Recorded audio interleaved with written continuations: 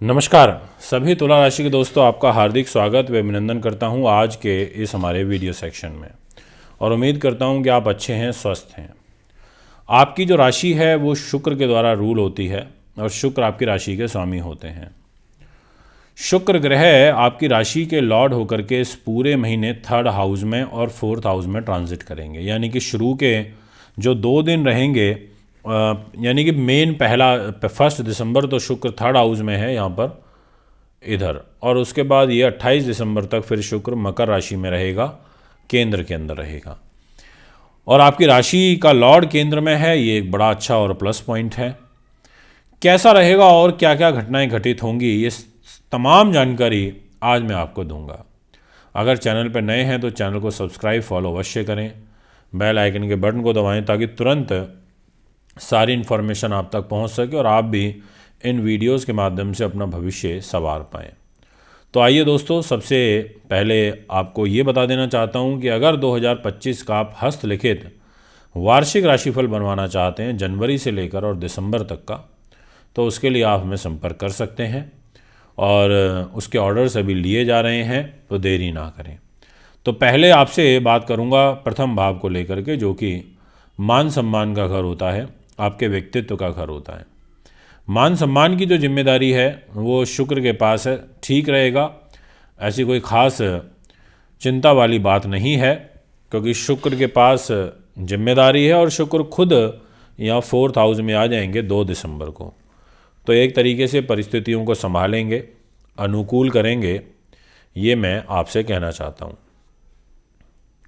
इसके अलावा कैरियर की यदि मैं बात करूं तो कैरियर के घर में मंगल ग्रह बैठे हैं, वो भी नीच स्थिति में। अगर मंगल नीच का होकर के कर्म भाव पर बैठा हो 10th हाउस पर, तो कर्म को प्रभावित करता है। 4 नंबर राशि कैरियर के अंदर नीच का होना, और विशेष रूप से मंगल से रिलेटेड कार्य, जितने भी डेंटिस्ट हैं, स्पोर्ट्स पर्सन हैं, जिनका इक्विपमेंट रिलेटेड वर्क है, सेना पुलिस में हैं, ईंट भट्टों का काम कारोबार करते हैं, वो लोग बहुत ध्यान रखें, क्योंकि इलेक्ट्रिकल इलेक्ट्रॉनिक सारा मंगल के अधीन आता है। जिनको क्रोध बहुत ज़्यादा आता है, बहुत जल्दी उत्तेजित हो जाते हैं, ऐसे जातक काफ़ी ध्यान रखें, ये मैं आपसे कहना चाहता हूँ। यानी कि मंगल 10th हाउस में रहेगा, नीच स्थिति में रहेगा, तो अच्छा रिजल्ट नहीं दे पाता, परेशानी और बाधा उत्पन्न करता है। अब यहाँ पर मंगल 10th भाव में रह करके पूरे महीने आपको एक तरीके से अपने कोलीग से या अपने बॉस से, या अगर आप बहुत बड़ी पोस्ट पर बैठे हैं तो उस पर आपको चैलेंजेस देते रहेंगे। यानी कि आपको हर्डल्स देते रहेंगे, आपको उतार चढ़ाव की स्थिति देते रहेंगे। ऐसा ग्रह योग गोचर दिखाई पड़ता है। तो इसलिए जितना हो सके आप उतना अधिक मंगल का दान करिएगा, आपके लिए अच्छा रहेगा। मंगल का दान करने से मंगल ग्रह आपका अनुकूल होगा और मंगल के शुभ फल परिणाम के रूप में आपको प्राप्त होंगे। मैं आपसे बात करना चाहता हूं अब धन को लेकर के। धन भाव का स्वामी मंगल है, और मंगल धन का स्वामी होकर नीच होकर के 10th भाव में बैठा है, और सूर्य भी धन के घर में बैठे हैं और बुध भी धन के घर में बैठे हैं। अब यहाँ पर सूर्य आपको कहीं ना कहीं पैसा देने की कोशिश करेगा, बट उसका स्वभाव अलगाववादी भी है। पर धन का खुद मालिक नीच हो गया। राहु की दृष्टि भी धन के घर में है, 9वीं दृष्टि। शनि की 10वीं दृष्टि भी धन के घर में है, और खुद मंगल नीच का है।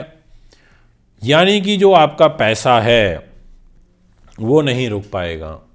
आपका पैसा परिवार के लोगों पे खर्च होगा, आपका पैसा में धन की हानि ज़्यादा होगी, आप पैसे को रोक नहीं पाएंगे, सुरक्षित नहीं रख पाएंगे।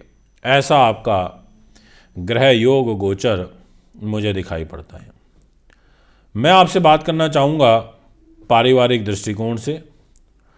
आपको अपने घर के बड़े लोगों के साथ, जो लोग आयु में आपसे बड़े हैं, उनके साथ बहुत संतुलन बनाकर चलने की आवश्यकता है। इस बात को मैं बहुत स्पष्टता के साथ बोल देना चाहता हूँ। बात करते हैं अब नेक्स्ट महत्वपूर्ण पॉइंट के बारे में कि आखिर आपकी हेल्थ कैसी रहेगी। हमारे जीवन में हेल्थ का बहुत बड़ा रोल है। अगर हेल्थ सही है तो एक बहुत बड़ा मेजर रिलीफ मिलता है। और गुरु आपकी हेल्थ का लॉर्ड होकर के अष्टम भाव में बैठा है। ये छठा भाव हेल्थ का है, अष्टम में चला गया गुरु। खुद राहु आपके हेल्थ के घर में मीन राशि में बैठे हैं और यहाँ पर ये स्वास्थ्य को डिस्टर्ब करेगा। कुछ खास हेल्थ रिलेटेड जो परिस्थितियाँ हैं मुझे पॉजिटिव नहीं दिखाई पड़ रही। अगर हम बात करें आपके कॉम्पिटिटिव्स या प्रतियोगी परीक्षाओं की, तो शनि महाराज कुंभ राशि में स्वग्रही होकर के बैठे हैं और वो भी केंद्र त्रिकोण राजयोग बना के। शनि आपको पूरा सपोर्ट करेंगे। केंद्र त्रिकोण राजयोग में है तो आपके लिए उन्नतिवर्धक परिस्थितियों का निर्माण करेंगे। तो शनि यहाँ पर कुंभ में रह करके काफ़ी अच्छा रिजल्ट प्रदान करते हैं, ये मैं आपसे कहूँगा। क्योंकि सुख साधन प्रॉपर्टी वाहन के मालिक हो के पंचम भाव में है, तो ये एक अच्छा और पॉजिटिव साइन है। बट पेट रिलेटेड प्रॉब्लम रहेंगी। जितने भी रिसर्चर हैं, डॉक्टर हैं, उनके लिए अच्छा रहेगा। जितने भी इंजीनियर हैं, जो रिसर्च रिलेटेड इंजीनियर हैं, उनके लिए अच्छा रहेगा, ये मैं आपसे कहना चाहूँगा। और सुख साधन प्रॉपर्टी, वाहन, ज़मीन, जायदाद, ऐसा कुछ अगर आप खरीदना चाहते हैं तो उस दृष्टिकोण से भी आपके लिए अच्छा रहेगा। अगर हम दाम्पत्य जीवन की बात करें तो मैरिज लाइफ आ जाती है मंगल के पास, और मंगल नीच का है, मैरिज को लेके नीच हुआ है। और फिर शनि की तीसरी दृष्टि भी मैरिज के घर में आ रही है, यानी कि शनि भी तीसरी दृष्टि से मैरिज पर नीच का प्रभाव डाल रहा है और खुद मैरिज का लॉर्ड नीच हो गया। तो ये दाम्पत्य जीवन को काफ़ी कष्ट की तरफ ले जाते हैं, बाधा परेशानी की तरफ लेकर के चले जाते हैं और ये दिक्कत देते हैं। इसलिए मैरिज लाइफ में आपको बहुत ध्यान रखना पड़ेगा और हो सके तो आप जितने मंगल के दान करें उतना अच्छा रहेगा। लाल सब्जी, लाल पुष्प, लाल फल, लाल मसूर की दाल, ये सब चीज़ें आपके लिए दान करना अनुकूल रहेगा, लाभदायक रहेगा, ये मैं आपसे कहना चाहता हूँ। इसके अलावा भाग्य स्थान का जो स्वामी है वो आपका बुध है। बुध भाग्येश होकर के धन के घर पर बैठा है, बट वो बैठा शत्रु राशि में है। तो बस वही है कि विषम हालात और परिस्थितियों का सामना करते करते गुजारे योग्य आय के जो साधन हैं वो आप बना पाओगे। धार्मिक जीवन में रुचि कम रहेगी, ऐसा आपकी ग्रह स्थिति कहती है। इसके अलावा अगर आप कोई विदेशों से रिलेटेड काम करना चाहते हैं तो उस दृष्टिकोण से समय आपके लिए उचित है, आप कर सकते हैं, ये मैं आपसे कहूँगा। और साथ में आपको विशेष रूप से अगर आपको फाइल, वीज़ा कुछ ऐसा लगाना है तो आप 15 तारीख के बाद दिसंबर में लगाइएगा, ज़्यादा उचित रहेगा। ये है आपका भविष्य फल। अगर आप भी कुंडली बनवाना, दिखवाना, पूजा पाठ, रत्न लेना चाहते हैं तो हमें संपर्क कर सकते हैं। अभी आपसे इजाज़त चाहूँगा। नमस्कार, धन्यवाद।